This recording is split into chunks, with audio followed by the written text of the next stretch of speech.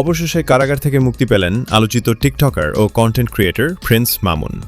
দীর্ঘ আইনি প্রক্রিয়া শেষে আদালত থেকে জামিন পেয়ে কারাগার থেকে বেরিয়ে আসেন তিনি।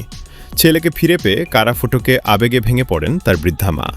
মাকে জড়িয়ে ধরে মামুনও আবেগাপ্লুত হয়ে পড়েন। তিনি বলেন, সবাই আমার ও আমার পরিবারের জন্য দোয়া করবেন, ভুল ত্রুটি মানুষেরই হয়। মামুনের কারামুক্তির পর মা ছেলের এই আবেগঘন মুহূর্তের ভিডিও সামাজিক যোগাযোগ মাধ্যমে ছড়িয়ে পড়লে তা দ্রুত ভাইরাল হয়ে যায়। মায়ের ভালোবাসা ও ছেলেকে মুক্ত করতে তার চেষ্টার প্রশংসা করছেন নেটিজেনরা।